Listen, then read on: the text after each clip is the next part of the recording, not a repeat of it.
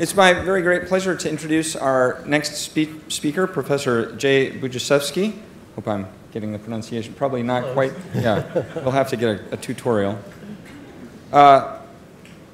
He is a professor of government and philosophy at the University of Texas at Austin. He is well known for his writings on natural law and also the ethical basis of politics. So natural rights philosophy, natural law theory, conscience, virtue, politics, the common good.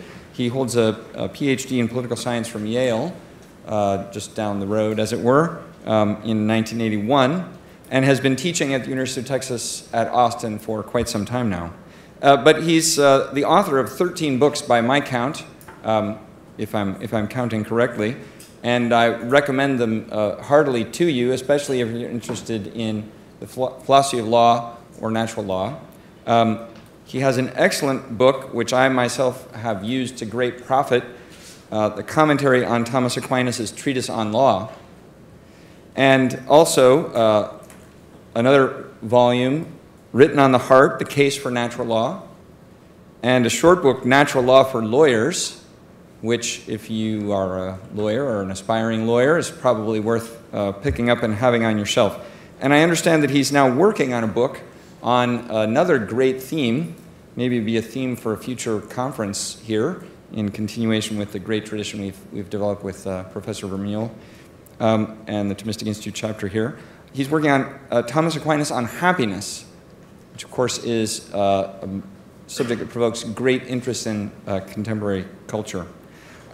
Also, a sort of fun fact, he was well known in American evangelical Protestant circles and rather influential there, and I'm very happy to report that he was received into the Catholic Church in 2004 and has since become quite a great representative of someone who has, for his whole life, really searched very diligently for the truth and has come to know it in that Catholic faith which we share and which is a great joy to share.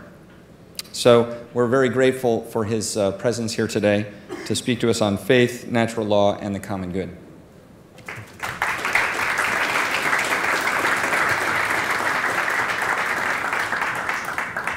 I'm really very glad to be here. This is an unusual sort of setting. I'm grateful that it's possible for all of us to gather and talk about these things. At many universities, it's virtually impossible to speak about matters of faith in connection with the intellectual life and the topics of our scholarship and of our life together in the polity, in the community. But we can do that here, and I want to take advantage of that. There's a special difficulty in a situation like this, in that this is a very general topic, Christianity and the common good. And all of us are coming to this with different sorts of background knowledge. Most of you, since after all this is being hosted in the School of Law, are coming to this from a background in law. But it doesn't necessarily follow that you are very well versed in natural law, although you'll be very versed, much more erudite in other matters of law than I am.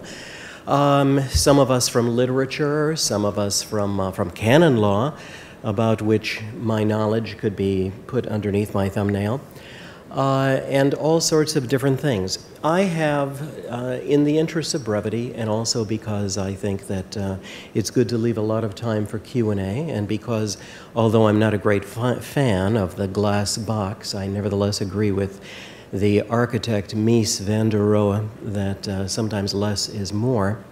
I've taken out, rather than added to this presentation, I've taken out and taken out and taken out those things that might require elaborate discourses on all sorts of side things in order to get us all up to the same level of background knowledge in every area.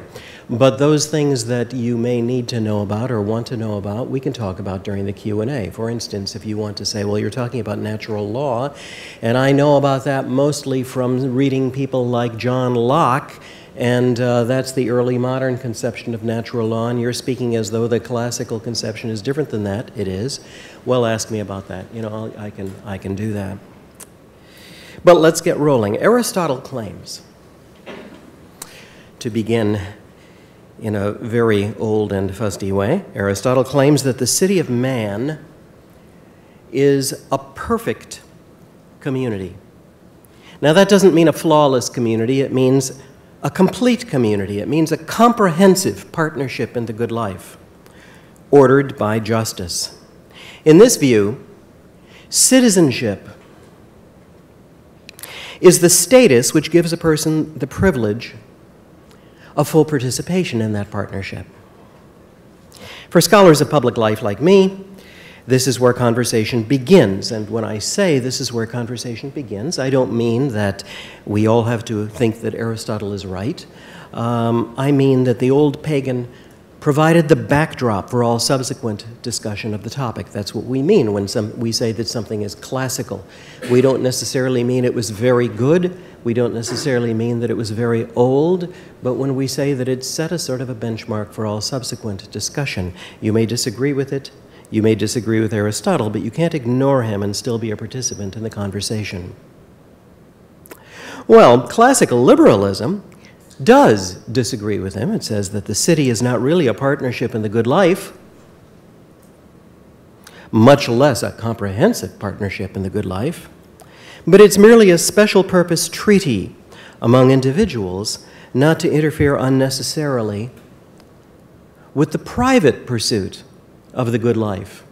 And in our day, that has changed so that now even the individual is even deemed to be competent to decide for himself what the good life is, and this is often associated with the idea that there is no natural law at all. Well, even apart from that, just taking it in the older formulation, the problem with this view, that it's really about the private pursuit of the good life, it's not a comprehensive partnership, is that the most important human goods are not purely private. The most important human goods are not purely private. We're social beings, and that means a lot more than just that we need to help each other in order to have shelter, or to help each other in order to have food. All of the important human goods implicate other people, and except for this society together, we can't flourish. To be enjoyed at all, the human goods require traditions and institutions. There is no such thing, for instance, as a purely private marriage. We understand this as a public institution. Institutions require protection by law. And in order to provide this protection, lawgivers have to make up their minds what these institutions are. For example, there's no such thing as a neutral conception of marriage. Laws that conceive it as monogamous put polygamy at a disadvantage. Laws that conceive it as polygamous put monogamy at a disadvantage. Laws that purport to be open to both monogamy and polygamy conceive it, in effect, as polygamous. They aren't neutral laws, they're polygamous laws. So in the end, I think, the liberal challenge to the Aristotelian view is not very interesting, except in the sense that all mistakes are interesting. Now, you may want to argue with me about that, and that's fine. But I'm not going to say anything more about it right now, because in my view, the more interesting challenge to Aristotle's view is the Christian one, which starts from the fact that Christians are participants not in one, but in two partnerships in the good life. Or you might say, in a partnership in the good life and then a more embracing partnership in the good life, because they are subjects, I'm still using Augustine's language even though I began with Aristotle, they are subjects of both the city of man and the city of God, the commonwealth of this earth and the commonwealth of heaven, as St. Paul put it. And our primary citizenship, St. Paul again, is in the latter, is in the city of God. Although the earthly city has a certain importance, it does. It's not a comprehensive partnership in the good life after all, because it doesn't comprehend, it doesn't take in, it doesn't embrace, it doesn't include, it cannot provide for the goods of the heavenly city. Not only can it not provide for the supernatural goods, but within the limits of Aristotle's understanding, it can't even be friendly and cooperative toward them. That may seem a harsh statement, But, I mean, doesn't he allow for worship in this city? Well, yes, but the heavenly city, as Christians understand it, is really would really have to be viewed as a rival from Aristotle's point of view. Earthly politics, as he conceived it, is the master art of the good. And the heavenly city challenges that mastery. There is, in his argument, no division between church and state, jurisdictional or otherwise. The officials of the earthly city manage religious affairs, and they manage them as they see fit. This is really sweeping. We take from Aristotle the idea of a virtue ethics. But you know, with Christianity, we find that whole different domains of virtue that Aristotle did not consider enter into the picture. What Aristotle, according to Thomas Aquinas, for instance, what Aristotle talked about were now become the acquired virtues. By contrast, faith, hope, and charity are infused virtues. They don't depend just on habituation and on earthly efforts, but on the grace of God through the Holy Spirit, made possible to us through what Christ did for us. Now, there is no ghost. Well, there are ghosts. There are ghosts of these ideas in Aristotle, but you don't find the doctrine of it. You couldn't. I don't claim that Aristotle is wholly without resources for understanding this problem. In the first place, he recognizes that because the human good is multifaceted, the earthly city is not a first-order partnership in the good life, but only a second-order partnership, a partnership of partnerships, an association of various less comprehensive associations like families, like neighborhoods, like trades unions, each of which has first-order responsibility for its own aspect of the comprehensive good. Aristotle doesn't claim, for instance, that the city, unlike Plato, he doesn't claim the city should raise children. Parents raise children and are more competent to do this, although there are certain things parents can't do. And when the kids are too old to spank, the laws of the city have to kick in too. Now, Aristotle knows that among these first-order partnerships are religious associations. Moreover, in a certain way, even Aristotle's thought concedes that the earthly city falls short of being a really fully comprehensive partnership in goodness, because in his view, in Aristotle's view, the highest good that is attainable to man is the intellect's grasp of the principles of being, of what is, of matters that transcend the merely human. The attainment of this high good seems to him to require detachment from preoccupation with the everyday aspects of the good life. And for this reason, it resists the various blandishments not only of business, but of politics itself. The result is a sort of a permanent tension between the city, which seeks to co-opt philosophy through ideology, and the philosopher who seeks to understand the city and ought to love it, but may not. Yet for all these insights, and I do credit them as insights, I'm not slyly trying to put him down while praising him, but for all these insights, Aristotle's equipment is not enough. The first problem is that the church is not like other first-order associations. If the doctrine of the church is true, it's not just a voluntary association of individuals for religious rituals. Rather, the goods for which it cares are real goods which transcend the goods for which all of those other associations care, including the state. It's not a natural institution at all. It is not even a natural institution which can be taken up into grace, as marriage is, for instance, because in the Christian view, besides the two natural goods that are attained by marriage, the turning of the wheel of the generations and the loving unity of the two procreative partners, the husband and wife. Besides those, there is added the third good, the supernatural good, the sacramental good, the good by which the husband and the wife actually participate in that very love which unites Christ with the church and become a living emblem of it. So marriage can be taken up into grace, even though it is a natural institution, but the state isn't even that. The church, then, is a divine initiative which more and more penetrates mere nature. It is an entirely new kind of association. The second problem is that Aristotle thinks of religion strictly as a civic function, as a telling of stories that aren't really true, although they may have some truth in them insofar as they point to these higher things, as a telling of stories that aren't really true and a performance of rituals that aren't really efficacious, but which have the merit of taming the divine, what would otherwise be a divine madness, among inferior people who are incapable of philosophical contemplation, rendering that madness amenable to the city's purposes. By contrast, Christianity resists being tamed. It wouldn't consider itself mad, but it resists being tamed. It cannot be reduced either to a mere civic function on the one hand, although it's perfectly happy if the state should say, in the name of God, let us begin these deliberations here. It can't be reduced to a mere civic function on the one hand or to a mere philosophy on the other.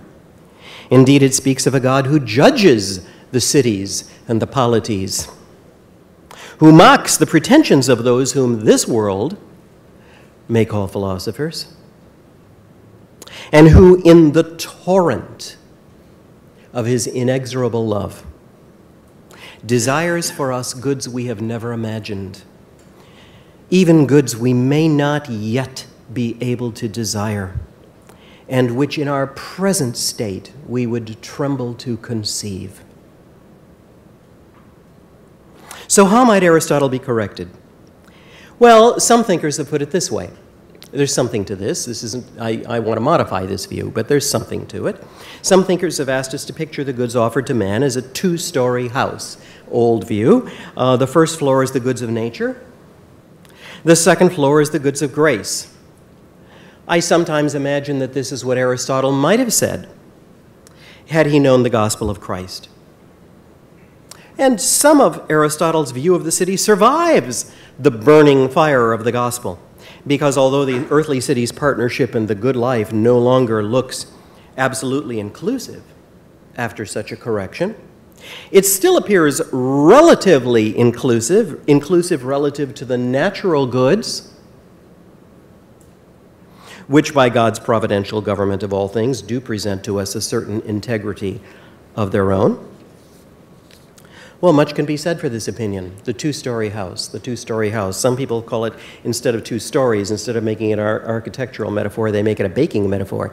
We have two layers of a cake. And I'm not the only one who has criticized this. It has been sometimes held, for instance, that we ought to think of it not as a two-layer cake, but as marble cake, you know, with grace and nature getting mixed up in there.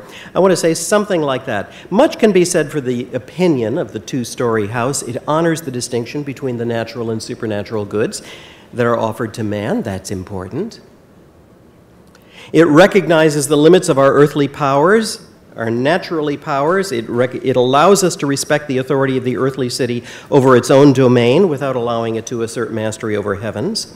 It allows us to demand civic enforcement of the natural law, which is the law of God as reflected in the arrangements of creation, because the precepts of natural law are already matters of the basic precepts, not all the details of the natural law, are already matters of common knowledge. Deep down, doesn't even the murderer know the wrong of murder? And it rightly forbids demanding enforcement of the divine law, the law of God as more perfectly reflected in the arrangements of salvation, because this belongs to the discipline of the church and not the state.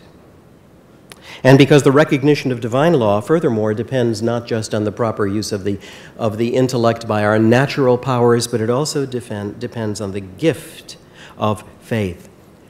And after all, perhaps deep down murderers do know the wrong of murder.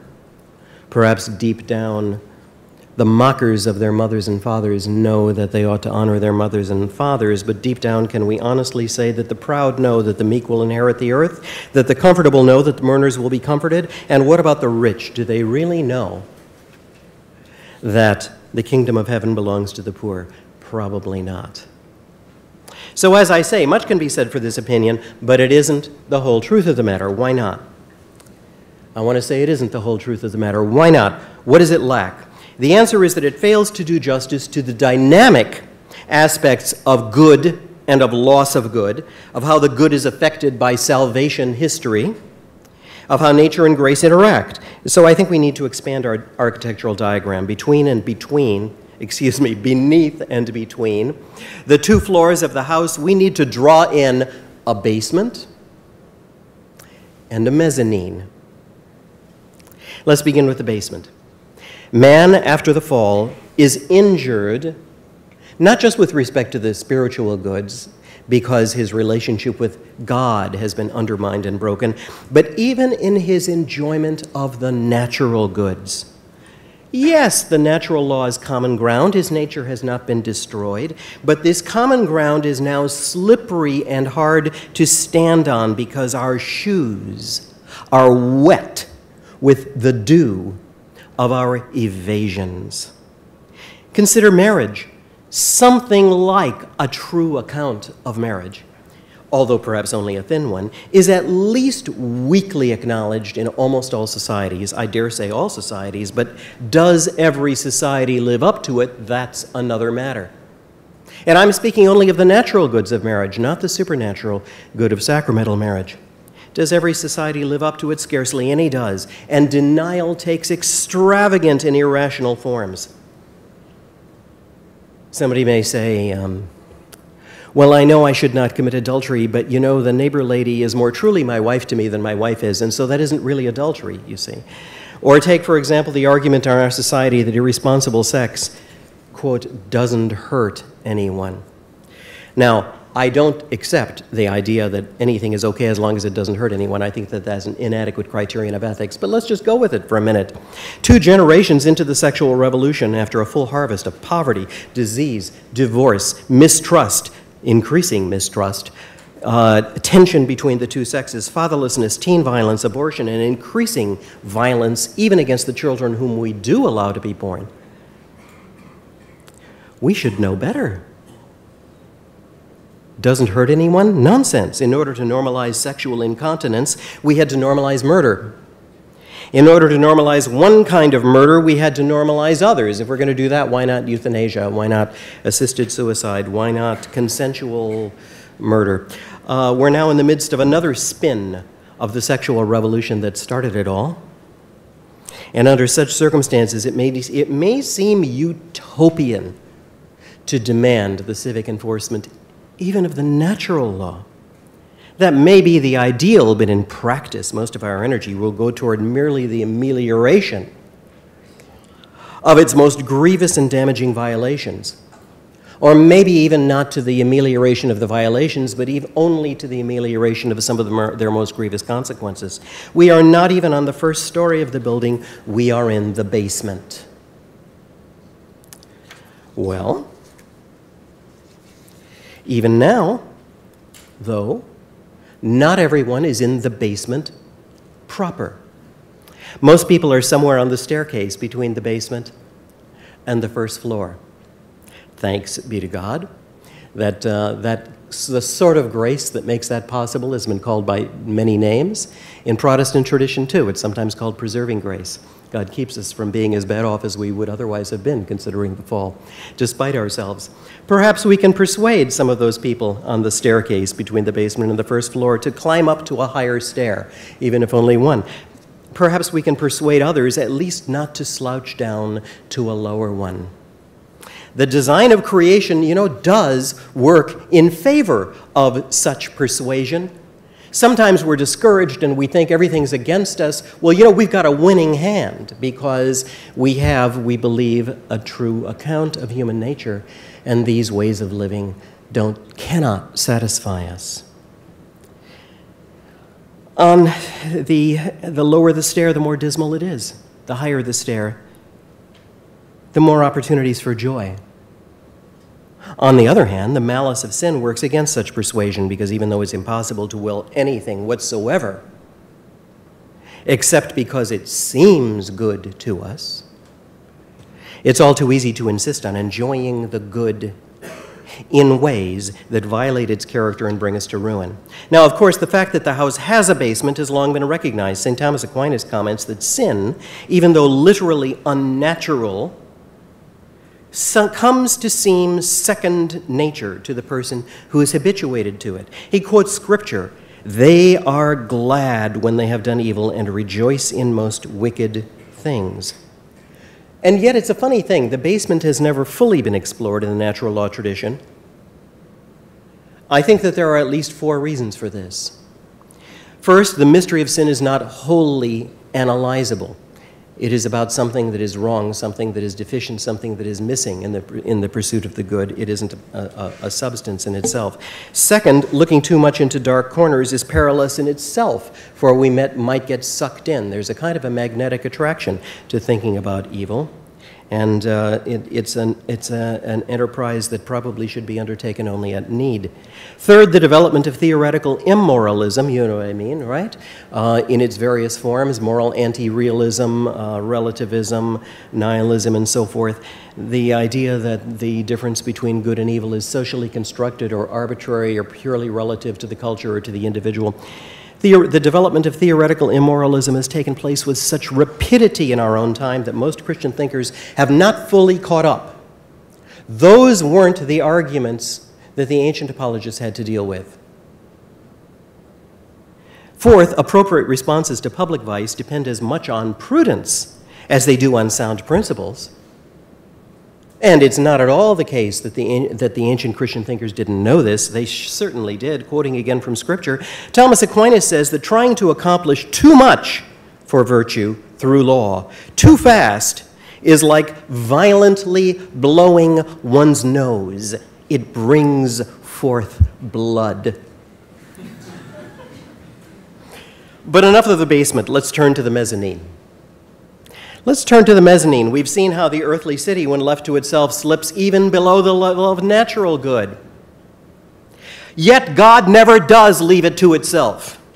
By his mercy, the natural goods are shot through, not only with the grace of preservation, but with anticipations of the grace of redemption. Even sometimes the pagans to whom the early Christian missionaries went sometimes said, "What must we do to be saved?" How did they know? They needed to be. At times, these anticipations allow the earthly city to live to a degree above itself. Even less is known about these bright mysteries than about the dark mystery of sin. But something is known about them, and they have their own relevance to Christian citizenship. A Godward longing is built into the human heart. There is a natural desire for something that nothing in nature can fulfill. If even the pagan Aristotle was right when he said that nature makes nothing in vain, then there must be some satisfaction corresponding to every longing. And if we have a longing which nothing in nature can satisfy, what can satisfy it? Doesn't that point beyond nature? As the author of Ecclesiastes writes, he has put eternity into man's mind. There's nothing surprising in the fact that the pagans whom St. Paul addressed at Athens knew that there is a God. So much could be inferred just from creation. Much more surprising is the fact that they knew that none of their gods was this God, so sure of it that they had erected an altar to an unknown God. An indistinct, isn't it true? An indistinct inbuilt sense of awe clings to the mystery of human life itself. We don't just say, "This is good, I'd rather be alive than dead." There seems to be something more. The revealed truth that man is the image of God granted, seems unknown beyond the Bible's sphere of influence, but even so, some dim sense of the sacredness of human life is found everywhere, and this toehold in our intuitions is the very thing that makes the doctrine of the Imago Dei, the doctrine of the image of God, so compelling once it is heard. Death doesn't merely frighten or disappoint us. Gee, that's too bad. It strikes us as sacrilege, as desecration. Why should it strike us so unless it's really true that we're made in the image of our Maker? There are a great many things of this sort, premonitions in our nature of supernature. Not realizations of it, premonitions of it. Consider our sense of beauty. Dogs don't contemplate sunsets. Guppies are not struck dumb with awe at the music of Bach. Natural selection cannot account for the power to be shaken by glory. I don't say it can account for nothing, but those distinctively spiritual characteristics of the human being it cannot account for. There is no adaptive value in them. Or consider, yet glory does shake us. Why? Or consider the impulse of wonder. Wonder is more than curiosity. There might, to be sure, be survival value in seeking to know how some things happen. Maybe you'll be better at getting your next meal then. But we humans don't just try to find out the causes of things. We demand to know what they mean. We want to know about them in terms of their first cause. Such premonitions not only dispose us to seek something above our nature, they move us to seek something within our nature that is really a supernatural gift. Consider marriage again. As I said, two of its goods are natural, procreation and the loving union of the procreative partners. But to Christian marriage, a third good is superadded by grace, sacramental participation in the union of Christ with his church. That is why, when the grace of Christ entered the world, the dignity of marriage became immeasurably greater than it ever had been. Slowly at first, though inexorably, this strange upheaval gathered force. Not even the very corruption of nature, not even the fall, could defeat it. Base metal was transmuted into gold. Knighthood passed from the world, of course, but for a time even husbands thought of chivalry. Marriage became romantic. Imagine that. Not just a convenience, not just a way to get more kids to help you to farm the fields, not just something like that. It became romantic. The love between the husband and the wife was not just eros, it seemed to be more like erotic charity in its ideal. Considering this history, you would think that the moment a culture lost its faith, the moment marriage lost its sacramental grace in the beliefs and practices of most people, then the echoes of that grace would die too. Marriage would instantly revert to its former pagan state, if not sink beneath it. Well, we no longer do live in a culture of faith, and that is exactly what is happening, but even so, the reversion has not been instant. It seems to be gathering speed, but even so, it has not been instant. 3 generations into the so-called death of God, 2 generations into the sexual revolution, 1 generation into pop culture nihilism, even now, most people want sex to mean something. They may no longer know how to recognize that meaning, but they're disappointed when they don't. The echoes of sacramental grace have not yet died away. Why haven't they? Well, that's a mystery. In what medium are these echoes reverberating? Well, no medium but nature is left. But that's my point. Nature was made to anticipate grace. Nature has a face, and her face looks up. Erotic nature is no exception. There was always something more to eros than mere sex could explain. Even the best of the pagans, such as Plato, suspected that. Even in its shame, so powerfully does nature point beyond itself that the strings of the lute preserve a faint memory of lost music. When the heavenly city bears faithful witness to the earthly, it prolongs and amplifies that reverberation, sharpening the longing for the music itself, and this possibility transforms Christian citizenship. It turns out that keeping the earthly city out of the basement is not our only work after all. We may be able to uplift its imagination by singing the music of higher things than it is thought of. And I believe that. Now, of course, although any man may apply to the Savior for dual citizenship in the city of God, nevertheless, the city of man can't simply turn itself into the city of God. And the echo of grace is not the same thing as grace itself. But even so, perhaps we might hope that by the influence of the gospel, the city of man might come to reside in the mezzanine. Arguments might become accessible to some of its residents, which were previously beyond their reach. Oh, I get it. I get it.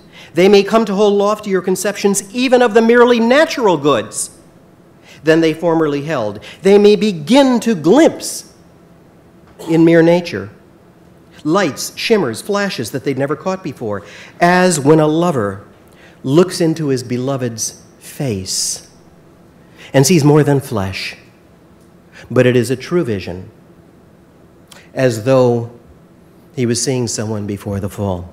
Eventually, they may even see these goods nearly as they really are, not healed of all privation, not healed of all loss, not yet taken up into grace, but truly illuminated by it. This is why St. Paul remarked that although the grace of Christ is a fragrance from life to life among those who are receiving it, it is a fragrance from death to death among those who are perishing. And as we've been seeing lately, this seems to be true even of corrupt bishops in the church herself. We may end with three questions. The first, can the natural law be invoked in conversations in the public square? I don't mean saying the natural law says, I mean appealing to the natural law whether or not we use the name and the technical vocabulary of the natural law tradition, because it is rooted in our intuitions. Can it be invoked in conversations in the public square? The answer is yes, but it will often be resisted. If one wishes to have a reasonable conversation at all, there is no alternative but to invoke it, because it is reason applied to the way of our making. Yet the very appeal to reason in our day unleashes a variety of irrational sentiments, doesn't it? The second question, can natural law be invoked in the public square without a willingness to discuss the gospel too? There are some approaches to natural law that say, let's just talk about natural law and let's not mention God, okay? Let's not talk about providence. Let's not talk about the gospel. I would say the answer is not very effectively. I won't say you can do nothing this way, but not very effectively, because among the irrational sources of our resentment against the natural law is that we lack the grace to obey it. If you don't know about the possibility of forgiveness, the natural law, any law, seems to be a heartless demand that you cannot obey. It has a heart of stone. It just accuses you. Paradoxically, then, even though it has been said that natural law is a sort of a preamble to faith, maybe in a psychological rather than a logical sense, faith may almost be a preamble to recognition of the natural law. It gets us over that block. The third, can resentment against natural law be removed then by invoking the gospel too? Well, in the long run, among those who yearn for God, yes. But otherwise, no, because the appeal to grace itself unleashes irrational resentments. We resist the natural law in part because we cannot obey it, that's what I said, but if we do not desire to obey it, then accepting the offer of divine assistance may seem not like liberation, but like ignominious surrender to a foe. Not without reason, then, did St. Thomas Aquinas follow his great treatise on law in the Summa Theologiae with his treatise on grace. Because it's not enough to offer rational arguments to a mutinous world, although we cannot do without them. We cannot just offer rational arguments expecting them to be heard just because they are rational. A delicate diplomacy is needed, a kind of diplomacy of the heart, a kind of a negotiation, not only with the mind, but with that refractory heart that tempts it to be less refractory. More than that, I think, and this is about us, the envoy must abandon himself to the Father of lights, without whom all peacemaking fails, without whom there is no illumination. So as he appeals to his fellow citizens, so he has to entrust himself to their author, praying in love not only for their illumination, but for his own. Thank you.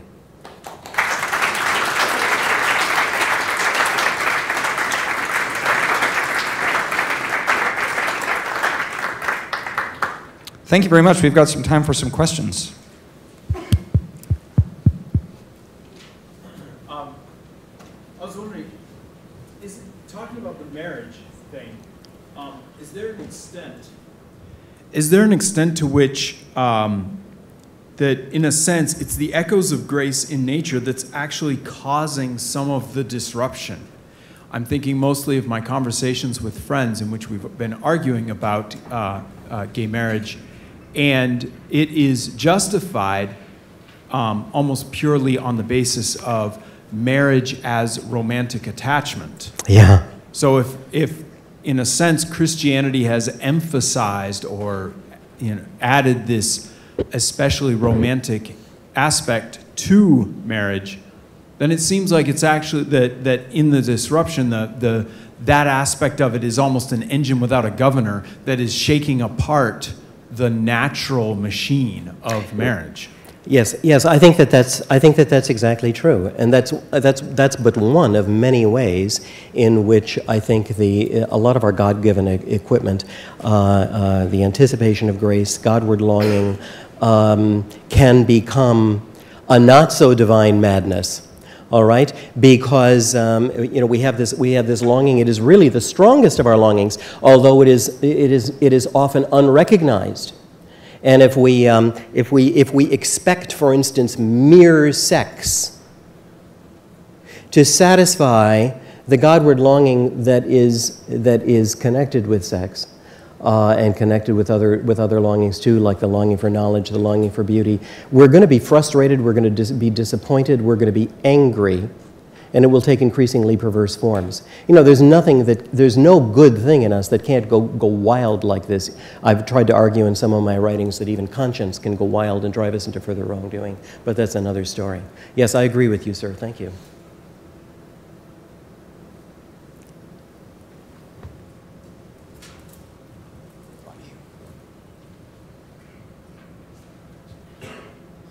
Thanks for a great lecture. Thanks. I'm curious if there's a historical aspect, do you think, to natural law, in the sense that it seems to me like the last great flourishing of natural law thought seemed to come in the wake of the Holocaust, and I wonder if it's almost you have to steer into the abyss before you can't not know something.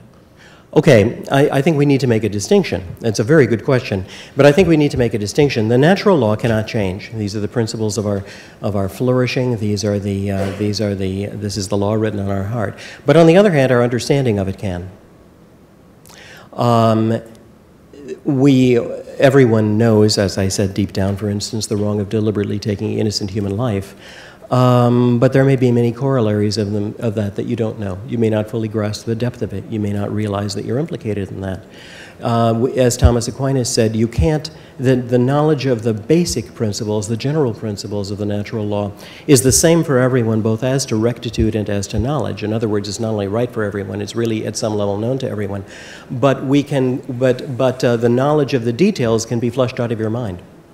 And there may be certain forms of pedagogy, certain historical experiences, certain experiences of grace, certain horrible experiences, which can drive the awareness of some of these things back into our mind.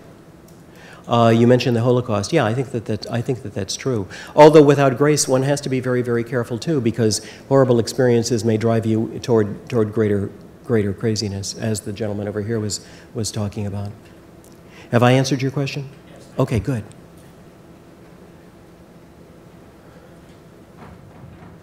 Thank you for that lecture. I was sort of wondering, you were talking about the city of man as sort of being natural, and then the city of God being grace. But isn't in Augustine, and I'm not an expert on Augustine or anything, but isn't for Augustine the city of God the church and heaven, and the city of man the earthly community, the earthly without community grace. That's doomed to hell? So Yeah, he goes through several books talking about how they don't even achieve natural virtue, and for him, grace and nature are integrated such that you don't achieve. Yes, I was taking a virtue certain without. liberty in adapting Augustine's language here for talking about this. You're right, so you've caught me. But I think I'm justified, because it's also Thomas Aquinas' insight that even though we can speak of the natural virtues, after the fall, we can't even fully achieve and hold on to the natural verses without supporting grace. You can't get any, even a ghost of the infused virtues without grace. But he says the support of even the natural virtues depends on grace. We keep slipping beneath them. We keep slipping beneath them. And that's the problem with the city of man.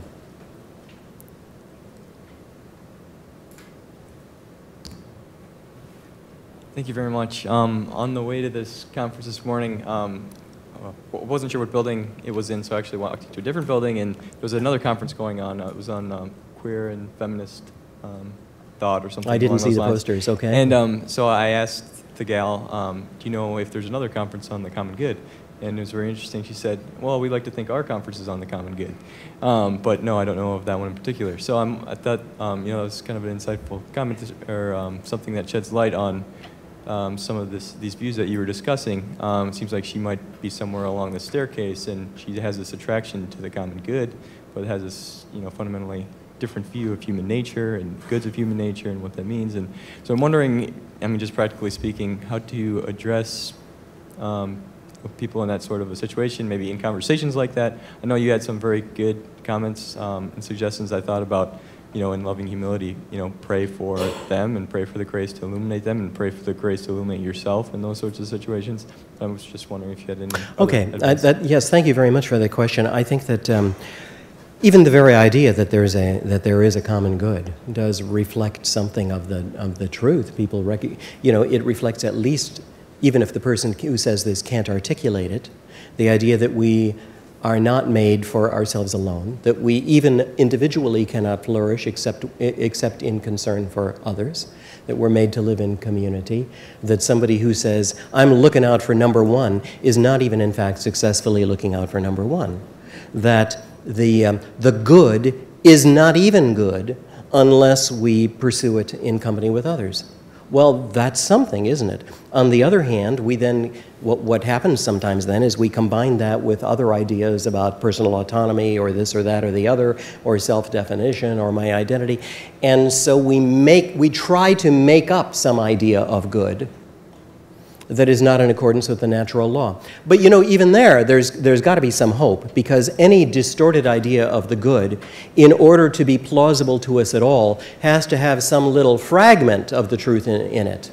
C.S. Lewis was very good about this in his book, The Abolition of Man, when he says that even people who invent new moralities, as they say they're doing, the innovators, they aren't ignoring the tree of the natural law and growing a new one. What's happening is they're pulling one branch off of that and using it to beat down the other branches, and then letting that one branch grow up to a hypertrophied condition so that it looks like the whole thing.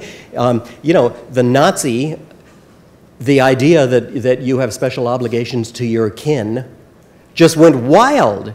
And he distorts the idea of his kin, and he loses sight of the fact that in the long run that we are all kin, we are all brothers and sisters. And so I think that what works sometimes, it doesn't work always. It works to the degree that you can engage in rational conversation, all right? And sometimes you can't. But what works sometimes is to reach for that element of truth that has been distorted here, and try to develop that. And usually this works better when we ask questions rather than make assertions. What do you mean by that? What this is connected with is, Augustine's been mentioned here a couple of times, the privation theory of evil. You know, evil isn't a substance. Evil isn't a thing in itself. You can never come up with a wholly wrong, you know, morality that hasn't a grain of truth in it. Evil is always an error. Error is always a disorder in one's perception of the truth. Evil is always something of the good that ought to be there but isn't. And that in no way lessens the evil of evil, but it explains how it works. So if we can redeem, if we can recover those almost lost elements of truth in the erroneous conception, that's very good.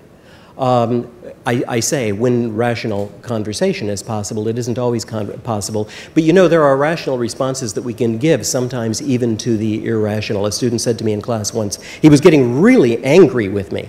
And I was saying something fairly innocuous. I was talking about Aristotle or somebody, and he was getting really angry. And I said, "Why are you angry? I noticed that you're very angry." And he said, I'm sorry. Texas students are very courteous. So he said, I'm sorry. And I said, no, you misunderstand me. I'm not scolding you. You don't have to apologize to him. It's just that I noticed that you're angry and I'm wondering why. He said, well, I guess it's because I don't like what you're saying. And I said, well, then, but what about this? You know, why don't you like what I'm saying? He said, because I think you're wrong. And I said, but you know, there are a lot of people whom I think are wrong, and I don't get angry with them. I think that Jehovah's Witnesses are wrong about blood transfusions, and I don't get angry with Jehovah's Witnesses. So there must be something wrong, something more than just you thinking that I'm wrong. What do you think that is? And he said, you're right, I don't know what it is. And I said, then what we really have to think about is not why I'm wrong or why you're right or whether I'm right, but why you're angry. And maybe we can get further there. So that's a rational response to something irrational that may open a window at some future time. Hi, thank you for a great lecture. I had a question about natural law and sort of alternative delivery mechanisms that I've run into just across my time reading about it. You know, given how far our political and social discourse is from even nodding at natural law, yeah. I was curious what you think of some projects. I think Larry Arnhart is one who tries to marry things like science and evolutionary psychology with natural law theory and make some sort of a synthesis that can appeal non-religiously to the average person. Oh my gosh, don't get me started on Larry Arnhart and the evolutionary psychologists. No, I think that stuff is really dreadfully wrong. You notice it's very funny. People will always say, well, evolution teaches us, and then they'll all come up with something different. Usually it's some form of utilitarianism, not always. Always what happens is, it isn't actually that natural history is teaching them anything. What's happening is that they're observing things around them. Larry Arnhart, for instance, observes that he claims that human beings are almost but not quite monogamous. Okay, which he makes a natural law, which is convenient, and then tries to come up with an evolutionary scenario that could have explained it. How did we come out that way? Which is all completely fictitious. Of course, you don't know. So they're not actually coming up with any new ideas. They're merely delivering their own prejudices and sometimes observations in the covering of a popular scientific theory. You know, when you I think that needs to be engaged. I think what we can do is say, all right, let's talk about natural law. Would it be a natural law just because we evolved this way? On your premises, man is merely the meaningless and purposeless result of a process that did not have him in mind. So conscience, for instance, as a wife murderer named George Delury once wrote in a book after he got out of prison, that for months after the deed, he felt extreme pangs of remorse. He could hardly stand it. And he said, but then he realized that he didn't have to feel this way. It was meaningless because it was merely an echo of the primate inhibition against taking the life of one's own kind. So, you know, to explain it in terms of evolution and so forth is actually to explain it away. In order, that scenario, even if it were true, would not explain the distinctive feature of conscience, which is that we experience it as the voice of God. And it's not just like an instinct, something that pushes us to do something and we can't help it, or an inhibition keeps us from doing it and we can't help it. We even may fight against our inherited or genetic impulses and inhibitions and say, I really want to do this, but it would be wrong. Or I don't want to do this, but I should.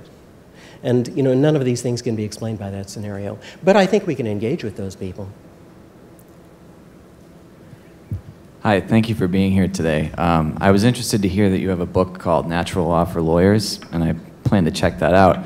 I'm a practicing lawyer here in Boston, and throughout your talk, all I could think about was my pro bono immigration cases. I represent a few kids in deportation proceedings, and the immigration apparatus in this country is monstrous and impenetrable, and these children who are brought here or smuggled here, are in deportation, and it seems to me such a manifestly unjust and bad outcome to separate them from their family members here and send them back into violent situations. But in the face of this bureaucracy, I confess that I sometimes despair because despite any appeal you might make to justice or a better outcome for the child, there isn't much you can do. So I was wondering if what you might advise to practicing lawyers, as to your first question on natural law in the public square, how might we bring to bear some of these principles in our practice, just from a practical standpoint? Well, the part of the difficulty of the natural law in cases like this is that it provides us with general principles. Even the remote implications of the general principles are still pretty general. It's one thing to know, for instance, that I shouldn't murder. It's another thing to know that I ought to show respect to the aged. That's a much more remote implication. And then when it comes down to most of the kinds of details that we have to talk about in making public policy, it requires prudence to know what is appropriate in this situation, which is not always what's appropriate in another situation. This is sometimes called determination. Determinatio, that you have to pin down the details of things, which is why, although the principle that I ought to have regard for the safety of my neighbor is universal, whether we should drive on the right side of the road or the left side of the road is variable. Now, as to immigration, then, this may be an unsatisfying reply because I can't give any real solutions to these heartbreaking problems, but the natural law would certainly teach that the appropriate caretakers of the child are his parents.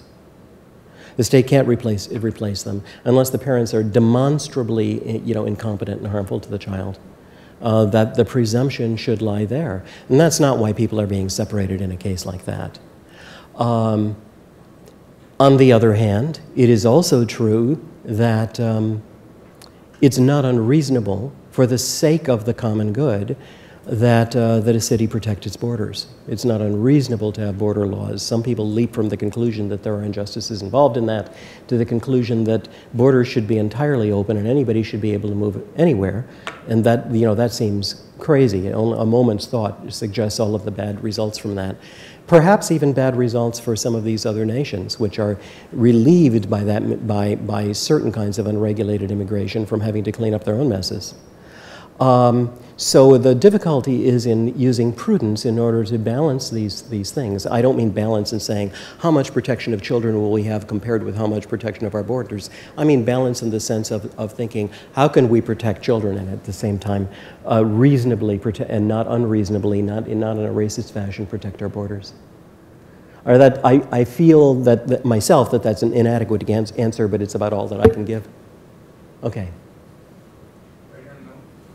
Hi. Hi. Thank you for your lecture. I really enjoyed that. My question's mainly on technology. I think given the emergence of new technologies that seek to almost change human nature, like fertility treatments, like biotechnologies, even the thing like the phone that you held up, it seems less and less intuitive, at least to the average person, that human nature is something that is immutable, or yes, we even have a nature, or epistemology of like how we figured it out. How do you, as Christians who uphold natural law and believe in it, how do you recommend us navigating that world? Well, I think you're quite right that a lot of this technology makes us believe that we can change human nature, and we can't. The way that the technology does that is that it sometimes, and I'm talking about not just electrical technology like a cell phone or chemical technology like a contraceptive pill, but social technologies like the all-embracing welfare state make us believe that we can change human nature. You know, for instance, the birth control pill seems to sever the connection between sexuality and procreation. But one of the things that most people can see if you just discuss it a little bit past the superficial level and present things in the right way, is that our attempts to outwit the natural consequences of violation of the natural law themselves have natural consequences. Consider just the contraceptive pill. It was believed when it was brought into wide circulation that the widespread use of chemical contraception would eliminate the problem of unwed pregnancy, that there just wouldn't be any more. And of course, what actually happened is that its use contributed to a vast sea change in people's attitudes towards sexuality, so that actually out-of-wedlock pregnancies skyrocketed and became much, much more common. Now to the point where even the secondary technology of the all-embracing welfare state is having difficulty coping with those consequences, and is, before too long, is just going to be fiscally impossible for it to do it, if not unmanageable in other ways, and all of that is going to collapse. So, you know, the psalmist says, "Why do the nations rage?" I think it's partly because their efforts to find ways around the natural law, to find consequentialist ways around. Oh, the only reason for this thing that used to be called a natural law is that it had these bad consequences. I can take care of the consequences in this other way. Well, no, we can't. I think what's going to happen, though, is and I think most people can see that. It takes a little, but they can sort of see it. They may not want to admit it in a public setting, but in one-to-one conversation over coffee, usually they can. What I'm afraid is going to happen is this. You know, we used to speak of pendulums. Do you say penduli? I guess no, I guess it's pendulums. That because of the natural law, you go too far out this way and you're going to swing back this way. You go too far this way, you're going to swing back this way. What's happening with the result of these technologies that delay or put off or to shift onto somebody else, like the next generation, the consequences of our misdeeds, what's happening is that we're artificially pushing that pendulum up higher and higher and higher. And pretty soon it gets to the point where we can't hold it up anymore, and because it's so high, when it swings back, it's going to swing with explosive destructive force.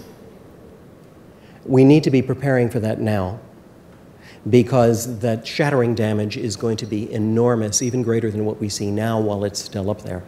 And we've got to be ready to help to mop up the pieces. I like to quote a line from T.S. Eliot about the delusion that we can defeat the witness of natural consequences. He said, "We're dreaming of systems so perfect that no one has to be good. But we have to be good." So I'm thinking about people falling down the staircase into the basement. Yes. And it occurred to me that, you know, Aristotle also has a conception of the difficulty of following the natural law unassisted. You know, at the end of the Ethics, pretty much the motivation for politics is the impossibility of one private person leading another to virtue through speeches. Instead, it requires coercion. And Aquinas says basically the same thing in his treatise on law as well, right? That it's impossible for a private person to lead, at least by any, you know, thing, you know, high hope, another without some force or the force of law. And you could say even the Dominican conception of sufficient, efficacious grace has the same thing built into it, right? That when you are being virtuous, you know, you've received a grace which is actually efficacious in making you virtuous. So I'm just wondering what role you see for coercion in the law, and whether you think that the kind of maybe decline in the view that the law should coerce virtuous acts is part of the problem. Well, I think that is part of the problem. There is certainly a greater resentment toward any element of coercion in law. On the other hand, some of this worry about coercion in law is well-grounded because we also see how dangerous coercion in law can be when the so-called laws, the edicts, are being made by unjust men who are not regarding the common good and are not regarding the natural law, but regarding what they conceive to be their own good or the advancement of their own party or whatever. Dreadful things can happen, so one can understand why people are afraid of coercion. But a degree of coercion is necessary. Now, sometimes it may be indirect. For instance, I think it would be a very bad idea under our circumstances, and I'm not saying that this was a bad thing for the ancient Hebrews, but I think it would be a terrible thing for us to stone adulterers.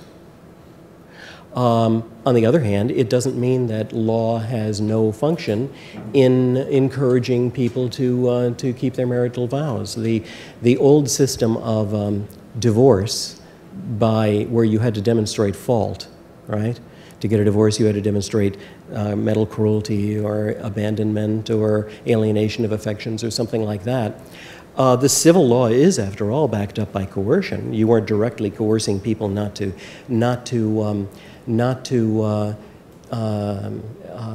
commit adultery, but or not to violate their marital vows. But the law was being put behind in an indirect way. Coercion was being put behind the understanding of marriage as a relationship, which, among other things, was formed by these vows. And I think we can do that.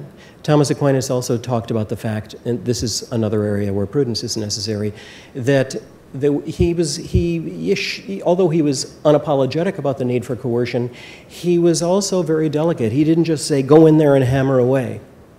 Rather, he said, you have to do what's possible. And there may be very little that you can do at first among people who are very corrupt. You have to worry about the most grievous and the most damaging vices, and try to do those things that will not make people break out into yet greater evils. I agree with him. Well, we're going to have to end this session there. Let's give our thanks to Professor Budziszewski.